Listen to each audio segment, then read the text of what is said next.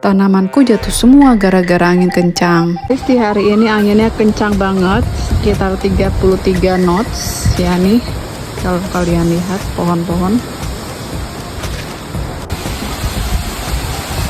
Besti, anginnya kencang banget. Tuh.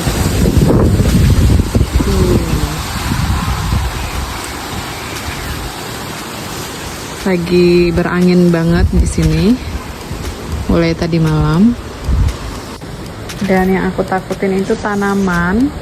Aku takut mereka patah batangnya karena angin kencang. Tapi semoga aman ya, Besti. Dan apa yang aku takutin terjadi, Besti. Tuh lihat.